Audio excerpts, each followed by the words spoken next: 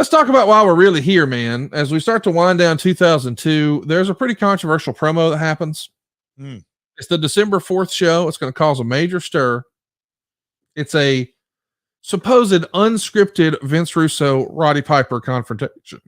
And Meltzer would say it probably would have just been the normal nonsense, except Piper claimed that Russo was the person who killed his cousin Owen. Russo came out and there was an uncomfortable looking situation, but management at this stage is working everyone with these supposed shoots. Piper came in with no advertising at his insistence to get the surprise big pop. In other words, whatever economic value there was in Piper's first appearance in years coming off his book tour was negated completely. He gave an interview running down Russo. Russo came out in the middle, acting cocky in the corner and not selling for Piper, but not really saying anything. After the situation, which ended with the crowd dead, Russo came out for a few minutes later on his own interview and yelled at Piper for using Owen Hart's death to sell books. This was definitely a work on mostly everyone. I believe aside from the Jarretts, Piper, and Dave Pinzer, that only Bob Ryder and Jeremy Borash, both of whom figured out, because I don't know that either were told, that in the last hour before the show when they went on the air, even Piper was there. He was kept hidden. Mike Tenay was not aware of it at the time, and the script for the show mentioned neither Piper's interview nor Russo's comeback. And the claim is that Russo also didn't know that Piper was going to be there, and he went out on his own to confront Piper.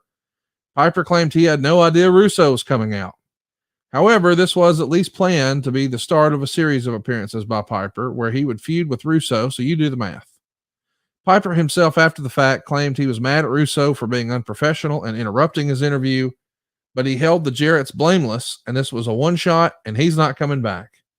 Time will tell on that one, but if he isn't, it makes this even more mind-boggling. Jeff, this is one of the biggest head-scratchers in TNA history, so I want to start from the beginning. Did you, based on your understanding, have an agreement, whether it's on paper, a verbal, a handshake, whatever, for Piper to do multiple appearances for TNA? When I looked into the research, I'm like, oh, we're covering this too. I kind of just smiled and chuckled, and I'm like, has this story ever been told? No. I don't think it has. And let me ask you, Conrad, have you ever heard of Pinzer's version of the story? No. Okay. So, and when I read Dave's comments, because look, Mike today and Dave Meltzer got a relationship as well. So here's the set point. Did we have anything in writing? No. Roddy Piper wrote a book and was on a book tour.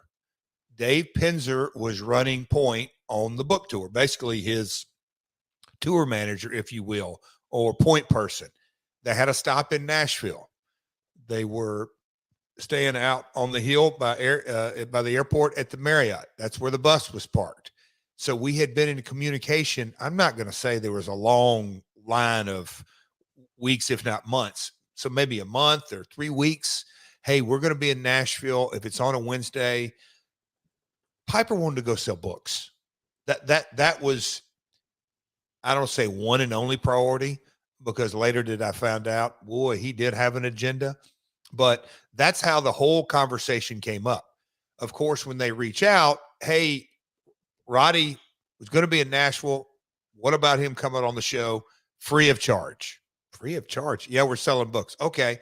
Well, Roddy, you know, if you're going to come in and you're insistent on being a surprise, great. We're going to get a buzz. Roddy Piper was on this show and everything that goes with it. But I'd like to have the ability to set up something. I'm not saying a match, or maybe it is a match, but, you know, a return, a special referee, something that we can promote on a Wednesday night pay-per-view that Roddy Piper will be on, you know, TNA Wednesday night episodes. And, you know, when you go back to the late 80s and see Piper's work when he was red hot, you talk about polarizing and knew how to get heat, knew how to perform and all that. I think his WCW days were not red letter days, but that goes without saying. But having Piper a part of the show, the legendary name, you know, kind of the pillars, if you will, of sports entertainment. So him coming in was, I'm all for it.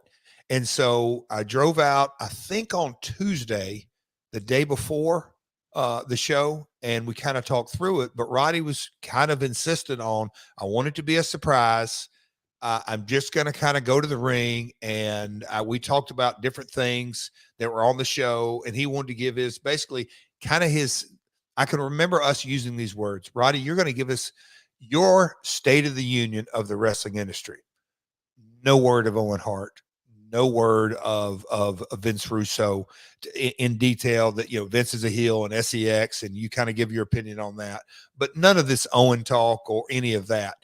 Roddy, go get over and do a Dynamite promo in our viewpoint. And my father was, all right, it's 3 to 5 minutes of a 2-hour surprise promo. If it goes 7, big deal. And I'm sure we padded knowing that he could go long, and let him go talk and just see what he comes with, because he's going to be entertaining. And he assured us, I've got an end point. I'll wrap it up. I'm going to put the promotion over. You know, Wednesdays will never be the same. Anything can happen. That whole kind of mentality. So Conrad, that was the mindset. And Roddy wanted to keep it quiet. And, you know, again, the ego talking from the dirt sheets were, oh, we're working the boys. No. The fairgrounds had public works people. We had people, we'll call it not smart to the business or not a part of our day-to-day business. So we didn't advertise everything. We wanted it to be a surprise to the arena, to the fans, that if they saw Roddy hanging around at 5:30 or 6, he's not that big a surprise when his music hits. There's already going to be a buzz. They're already going to be waiting. So we wanted it to be a surprise across the board to the fans, and get a big pop the arena wise, because it'll make good TV.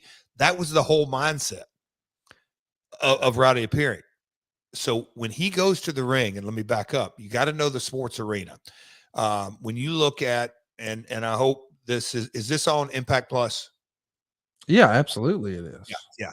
So folks, if you want to kind of see, if you want to see unscripted surprise, you want to see a man go to the ring and then figure out, I just jumped over this fence and I don't know what in the hell to do. But that's what happened, because Piper came to the ring, did his promo, and at the sports arena, like I said, is SEX. Kind of the whole storyline was, they are not heels or baby faces. They're dressing in a dressing room that's across the way. So the dressing rooms were divided completely. So, and I don't even know who we clued in. I'm sure Tanae we clued in, and Don West.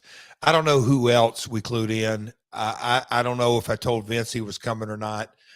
It's not like we were trying to hide it from the people, you know, the truck knew. I mean, we weren't, but we just kept it quiet because of the fans. Hey, imagine that, trying to make a real surprise. So Piper went to the ring, and when he started his promo, but when he started dropping the stuff on Owen, it surprised everybody, my father, me, everybody backstage. And it didn't sit right as it came out, but we're like, okay, let's get through this. Well, Vince on the other side of the building, obviously it struck a nerve with him. And so there he goes. He takes off down to the ring and gets in the ring. Wait, hang on. You didn't know he was going to the ring to do this. He just, quote unquote, went into business for himself and did it. Just like Roddy went into business for himself, so did Vince. My goodness. It's good TV. Go, watch it. I mean, you talk about the Wild Wild West.